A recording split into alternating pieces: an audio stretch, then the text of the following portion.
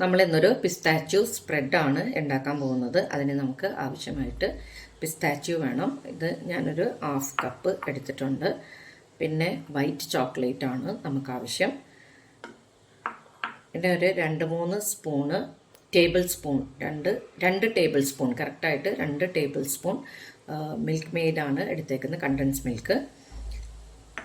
പിന്നെ 2 table spoon പാലും എടുത്തിട്ടുണ്ട്. ഇതെല്ലാം കൂടി ഒരു മിക്സിയുടെ ജാറിലോട്ട് നമുക്കിടാം. ഇനി നമുക്ക് ഇതൊന്ന് അടിച്ചെടുക്കാം.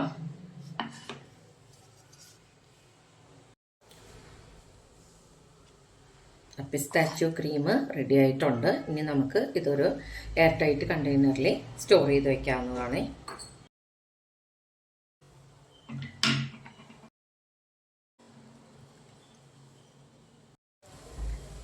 തീർച്ചയായും എല്ലാവരും ട്രൈ ചെയ്ത് നോക്കുക. ഇത് പിള്ളേർക്കെല്ലാം ബ്രെഡിലൊക്കെ സ്പ്രെഡ് ചെയ്താലും ചപ്പാത്തിയിൽ സ്പ്രെഡ് ചെയ്ത് കഴിക്കാനും നല്ല രുചിയുള്ളതാണ്.